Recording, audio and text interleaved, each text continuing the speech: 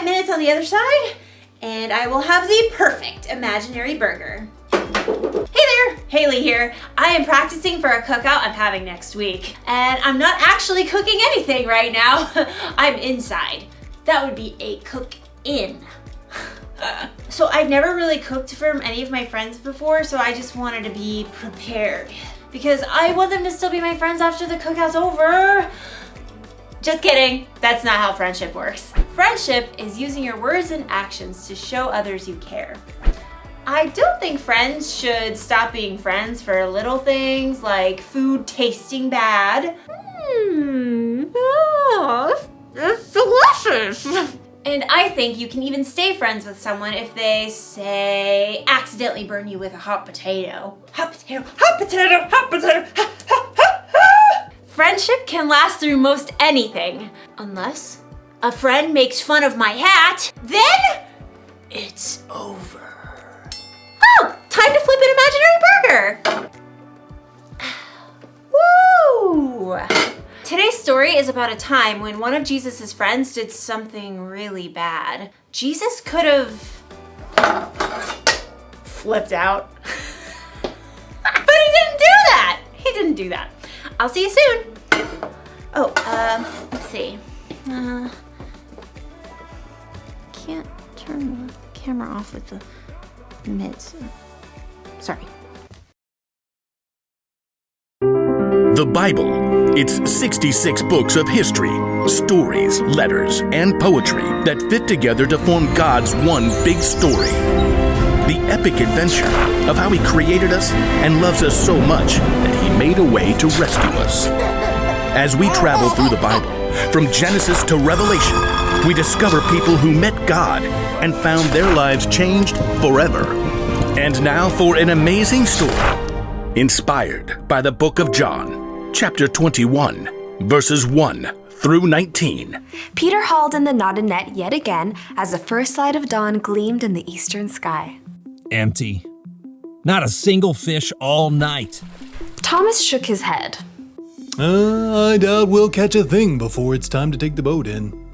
John studied Peter thoughtfully. Peter, you didn't really want to catch fish anyway, did you? You just wanted to get out in the boat and do something normal. Peter shrugged, but he knew John was right. Over the past few weeks and months, everything in his life had turned upside down. First, Peter had shown the courage to speak the truth about his friend Jesus. You are the Christ. You are the Son of the living God. Many people wanted to make Jesus king, even though the religious leaders hated him. The day before Jesus was killed, Peter had promised Jesus that he would follow him anywhere, and even give up his life for Jesus. But that very evening, Jesus was arrested. Peter was so scared he told 3 different people he wasn't Jesus' friend. I don't know that man. Peter felt sick about what he'd done, especially when Jesus was nailed to the cross and died. But then he returned to life. He appeared to his friends. It was amazing, incredible. Everyone was excited beyond belief. Except Peter must have wondered. Is Jesus mad at me? Am I still his friend? Does he still love me? Now Peter found himself in the boat, trying to figure it all out. His fingers tightened on the wet rope as he prepared to cast the net one more time. As he glanced over on the shoreline, he saw a figure standing there. Friends, don't you have any fish? Nope, not one.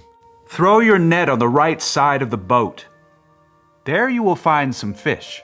The 7 disciples in the boat exchanged glances as Thomas laughed. I seriously doubt it. You guys have anything better to do? Let's give it a try. Together, the men heaved the heavy wet net back into the sea on the other side. Hey, I think we've got something. Bring it on in. There's 1 fish. 2 fish. A red fish. Ugh. A blue fish. And another one. And another 10. Whoa! Need some help here. The net was so full of fish, they couldn't haul it into the boat. They began towing it to shore. John gaped at the man still standing on the beach. It's the Lord. Excitement raced through Peter's veins. He was about to see Jesus again. But just as quickly, guilt gnawed at his stomach. Facing Jesus meant he had to face how he denied knowing Jesus. But it's Jesus. I've got to see him no matter what. Grabbing his coat, Peter jumped out of the boat and into the water. He half ran and half waded to the beach, when he discovered that Jesus started a small bonfire. Fish and bread were already toasting over the flames. He's God's son and he's making breakfast for us. Jesus smiled at Peter. Bring some of the fish you have just caught. Yes, Lord. Peter ran back to the lapping water to help his friends haul their fish to shore. 153. You counted? Don't doubt it. Jesus gestured to the disciples to join him around the fire. Come and have breakfast. As the disciples gathered, Jesus offered them bread to eat. John whispered to Peter. This is what he did when we last ate together at the Passover meal. When breakfast finished, the disciples rose to take care of their fish. Peter found himself walking beside Jesus. There were so many things he wanted to say, but he couldn't find the words. Simon Peter, do you really love me more than these others do? Peter swallowed hard. Surely Jesus knew what he felt.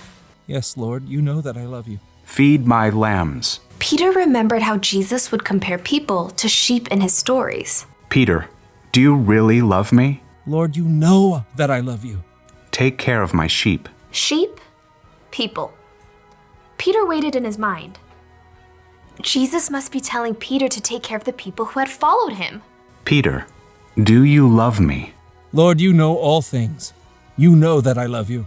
Feed my sheep. Just as Peter denied knowing Jesus 3 times, he now confirmed 3 times that he loved Jesus. What's more, Jesus wanted Peter to go out and share that love with others. He's forgiven me, even after what I did. Peter, things are going to get even more difficult for you. You are going to be led places you do not want to go. Peter slowly nodded his head. He was willing to do anything Jesus asked of him. Follow me. Yes, Lord, I will. Because Jesus had forgiven him, Peter was now free to share the love of God with those around him, without carrying around a heavy load of guilt.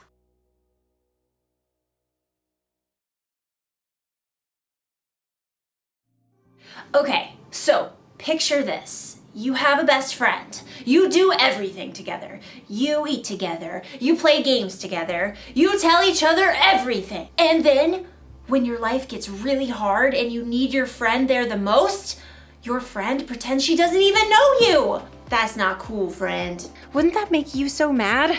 It would make me want to say goodbye to that friend forever. But Jesus didn't do that when Peter pretended not to know him. Instead, even though he must have felt so hurt inside, Jesus forgave Peter. Now, I know what you may be thinking. It was pretty cool for Jesus to forgive Peter like that. It was. But guess what? Jesus forgives you and me like that too. Anytime we mess up, we break a rule, or we do something we know is wrong, Jesus forgives us. That's because he loves us so much, and because our relationship is more important to him than our mess ups. That's why the one thing to remember today is this. Friends, forgive one another. Jesus forgives us, so we should forgive others. Our friendships should be more important than our mess ups. I'm not saying it's easy to forgive. It's not. You're going to need God's help, but get this. When you choose to forgive, it can help you feel better inside. It can help your friend feel better inside, and it'll make your cookouts way more enjoyable. Speaking of, this imaginary corn is almost done roasting. Oh, look at that. Oh,